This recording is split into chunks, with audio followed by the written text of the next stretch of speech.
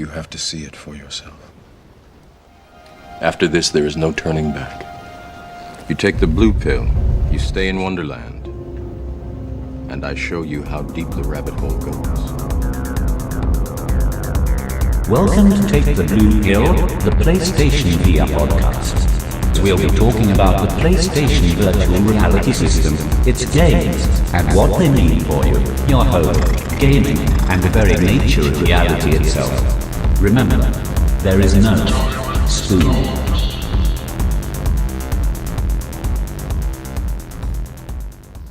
Good morning, ladies and jelly babies, and welcome to Take the Blue Pill, the PlayStation VR podcast. My name is Kneelsbores, and I'm an alcoholic, though of course I'm not. This episode I will be talking about a couple of news items, about Amazon and about the PS Pro, rotten meta reviews of a couple of other podcasts and some PS short film experiences. We have a trip and tick that's a little bit unusual, and finally finishing with Under the Hood, where I talk a little bit about the PSVR and religion. So, before I get started, I'd like to give you a way of contacting me. I get a few comments on the places where I get around, but I thought you might like to be able to contact me directly on Kneelsbores@gmail.com. That's KNELSBORES@gmail.com. Now, this episode is going out on Election Day 2016. And I've had many people asking me, which way will I be voting? Will it be Trump with his refreshingly anti-establishment craziness? Or will it be Hillary Clinton, who seems safe and very establishment and like she won't cause any wars deliberately? Well, I've been thinking about this deeply, and I'm going to take the middle ground and go for the Invasion bunny. Those of you that have watched Invasion, which is a free VR experience on the PlayStation Network store, will know that this bunny is essentially a political figure, and that when you are watching this experience, you are a little like the frozen electorate, frozen in fear at the future, or frozen in your ability to act due to lack of money and opportunity. And you're looking out at all of these dangers that are coming from the sky, from the unknown. And suddenly this bunny comes along, seemingly not very powerful, seemingly a humble, small white animal, and yet the bunny saves the day. Should have said spoiler alert, but you know, that's the way it goes. So I would like to throw my weight behind Invasion Bunny for election 2016. Let's get started with the news. The news. Yes. The news. And in this episode's news, we will start with an item related to news in previous episodes. Guess what? Did you want to get a PSVR for Christmas? Well, you're not going to be getting it from Amazon. In the last day, Amazon have made it clear that they are sold out until early 2017. Well, what a disappointment.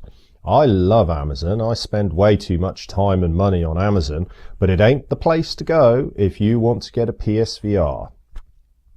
Quite what's going to happen, I'm not sure. Sony have increased their production runs of PSVR, but obviously they're being sent elsewhere than to the Amazon store. Perhaps it's all the pre-orders that are booking things up. All I can say is I'm glad I managed to find one on the Game Collection, which I believe is a UK based store.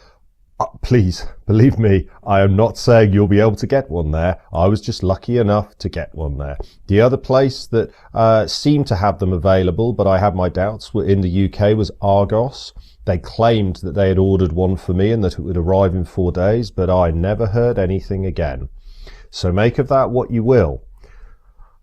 Our second news item today concerns the PS Pro, which everyone is talking about, this much higher resolution games console that includes HDR as well as 4K capabilities for the coming from Sony. And the big question that everyone's asking, or at least people like us who are obsessed with the virtual reality headset, is does the PS4 improve VR? Well, the news is yes, it does, but only marginally. There is nobody at the moment in all the reviews or comments saying that the PS Pro massively improves the VR experience. There is some improvement in, for example, the sharpness of the letters of words in the Batman Arkham software. Battlezone has had a patch released that's meant to take advantage of the PS Pro and has shown some improvement. But all in all, nobody has come out and said you must buy a PS Pro if you have a PSVR. Personally, I'd quite like a PS Pro. Until the subscriptions on this podcast go into the millions and I'm earning vast amounts of money every month from the adverts, I won't be buying one. Until then, I will get along quite happily with my standard PlayStation for reasons that I'm going to be talking about in the IMHO section later. The final news item, I guess, only vaguely counts as news. It's the fact that I'm going to be making the occasional YouTube video on my channel, the Kneelsbores channel. Sure, you can find it if you search on my name, KNEELSBORES. Nothing up at the moment that's worth looking at. However, keep an eye out in the future. Maybe I'll announce videos as they go up on this podcast. Let's move on to the Rotten Meta reviews. Rotten Meta. Now. Slightly different section. Slightly different approach to this section that I want to take this episode. First of all, I want to review and publicise a couple of other podcasts, and then I want to review a couple of free experiences available on the PlayStation Store for virtual reality. So, this is not the only PlayStation Virtual Reality podcast, unsurprisingly. There were actually two that were already available before this podcast came out. One of them, the oldest in a sense, is the Derezzed podcast. Now that has a slightly unusual spelling, D-R-E-Z-D.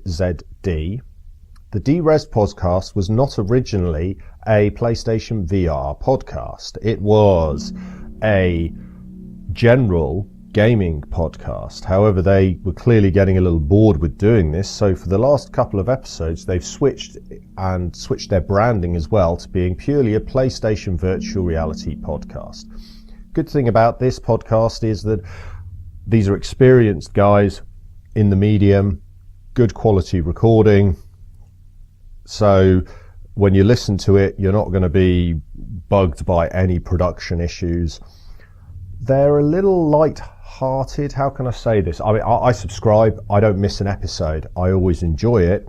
I'd kind of like them to be a Mr. Nice and Mr. Nasty. That's just my preference. They're both Mr. Nice. I guess they're nice guys, which is a nice thing to be. But I do recommend it. They have a deep knowledge of gaming.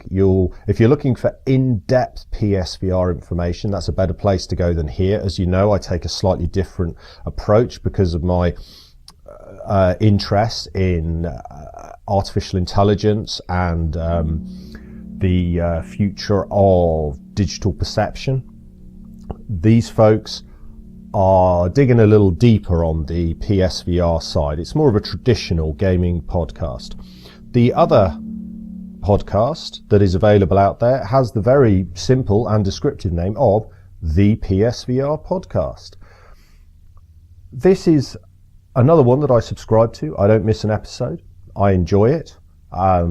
If I was going to make any criticism of it, it would be the recording quality is a little low, which is odd but not totally uncommon in podcasting. I mean, podcasting is meant to be a genre that encompasses amateurs. So that word sounds like an insult. It's not. Listening to these guys chat away, I kind of prefer their banter and their chat to the De-Resed podcast.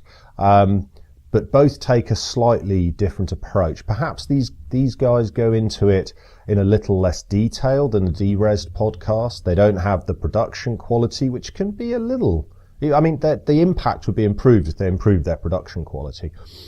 But all in all, it's a fun and informative podcast that I can recommend. The second part of Rotten Meta, this episode, is a review of a couple of experiences that are available for free on the PlayStation Shop for virtual reality. One of them is Invasion, and one of them is Allumette. In both of these, you're kind of they're meant to be almost like short films, short cartoons. A little like being inside a Pixar cartoon where you can look around you. You can't really move, but you can look around yourself. You can look closer. This is used to very great effect in Allumette, actually. The way that the whole thing is set up, you have a tiny town appears before your eyes, and a small figure walks up some steps, and you can move in closer to look at the figure and to get some detail. It's very nice. It's a nice element that's included. Invasion is different. You're a snowman on the ice. You're stuck in place.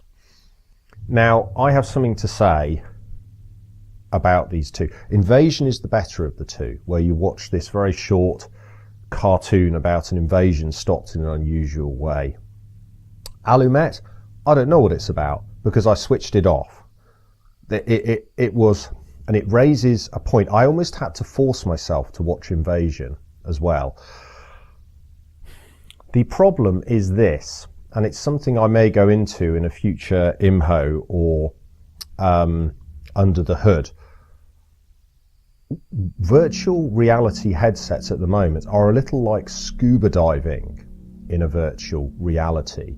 You're not totally there yet. If you've ever been scuba diving or even snorkeling, it's not necessarily 100% comfortable. You know that you're getting a slightly cut off view of the world because of your mask. But you do it because it is so interesting and or beautiful.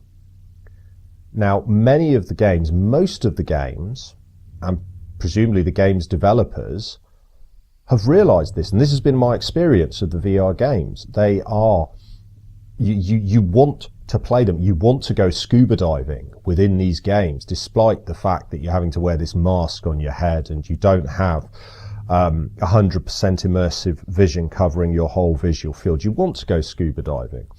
Now, when I started watching Allumette, I was bored within a few seconds because it's not enough. You've got to give me more. If I'm scuba diving in your reality must be as impressive as the beautiful underwater reefs and fish. And I'm not talking about Into the Deep, the VR experience. I'm talking about literally when you go scuba diving in all that gear in the ocean. Allumette fails. Invasion fails. They are not compelling enough to make me want to go scuba diving. It's like there's a disconnect between the storytellers and the games creators, and it needs to be bridged. And frankly, it's already been bridged. This is old news, guys. Telling story in VR, telling story that draws people in, having content that draws you in through something like the VR headset, which isn't 100% convincing and comfortable. It's been done. I don't know why Sony chose to release these two as examples of how to do short narrative film on the PlayStation headset, but boy oh boy, it was a letdown. So if you want to see how not to tell stories on a PSVR headset, then go ahead and download Immersion and Alumet. Let's move on to IMHO. IMHO. Give me your yo-yo. In this episode's IMHO, in my humble opinion, I would like to get a little bit clear about an issue that I discussed a couple of episodes back. It's not about the resolution, and its immersion is a very different thing to screen resolution. There's a lot of talk about the relatively low resolution of the PSVR headset, the number of pixels per eyepiece. However, here's the thing. I was using the Into the Deep experience, which is on the PlayStation Worlds disc, and I did something that I'm going to explain in the trips and ticks section. I was able to get much closer to the rocks, and when I did, it was obvious that these rocks, the resolution was almost like being in a retro game. It's very low resolution, the rocks underwater, and other elements as well. But do you know what? It didn't matter. In fact, if anything, it made it cooler, because I still felt like I was in this world. I was drawn into the world. It was a combination of the sounds, the movement, the expectations, all things that Alumet and Immersion failed to do. Into the Deep succeeds in doing, even when the resolution is clearly substandard compared to modern gaming. And this is really a continuation of my review in some ways of Immersion and Alumet.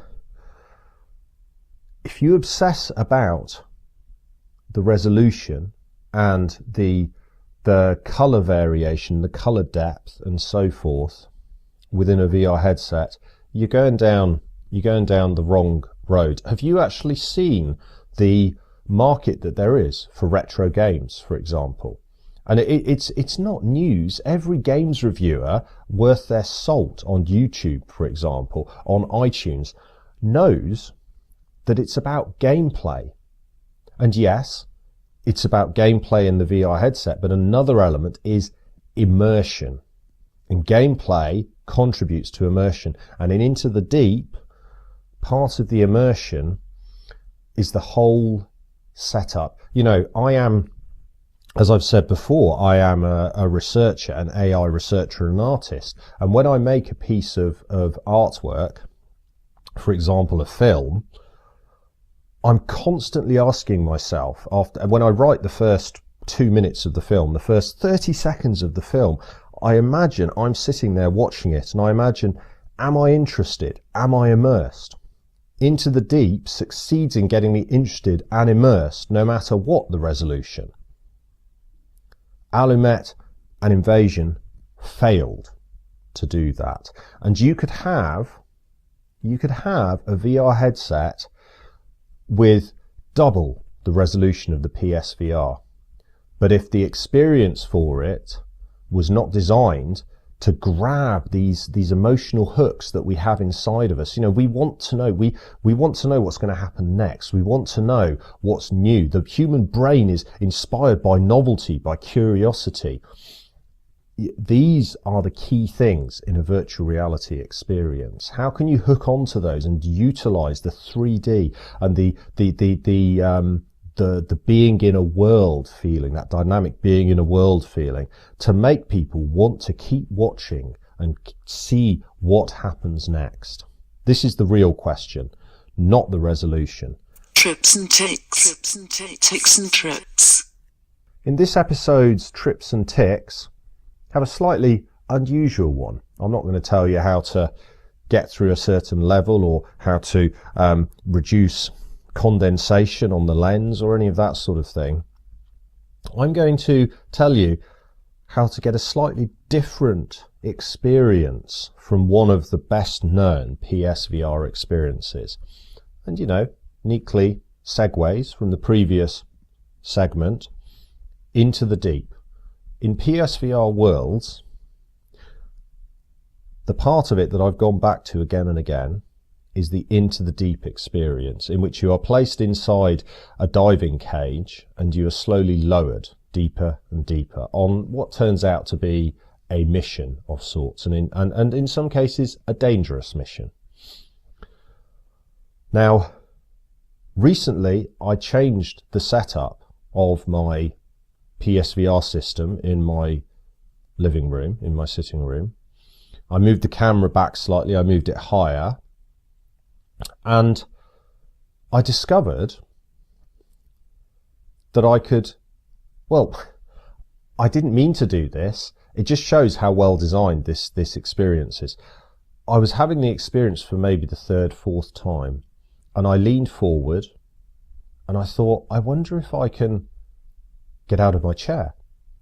So I stepped away from my chair and I sat on the floor, and I kept moving forward until I got the warning sign that says out of camera range. There's this, I can't remember the precise text, but I moved back slightly, and then I allowed the whole experience to continue, and it was a totally different experience. It wouldn't be to everyone's taste. It would be, some people would find a little surreal in parts, but even those that don't find it surreal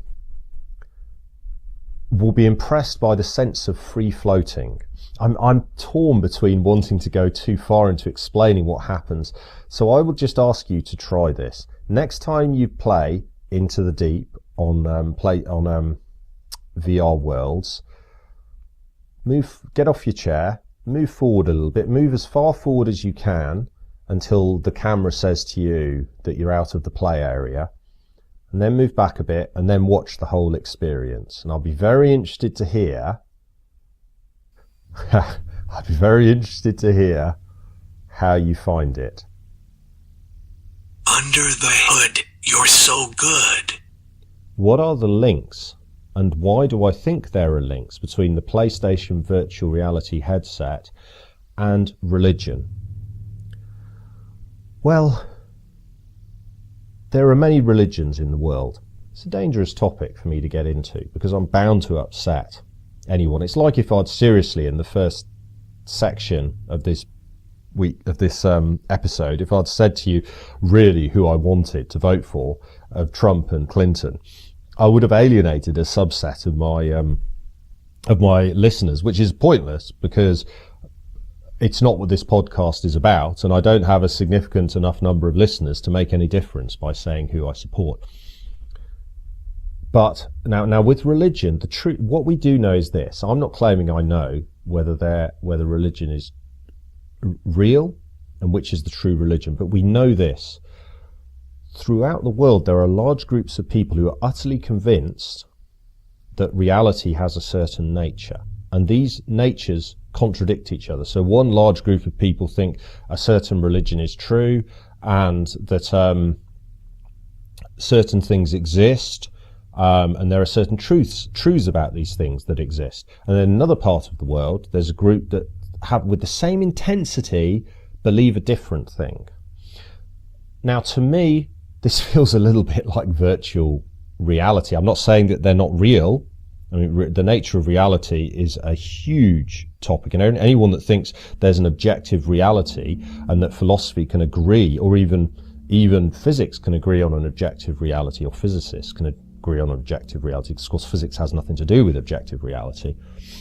Physics has to do with measurement.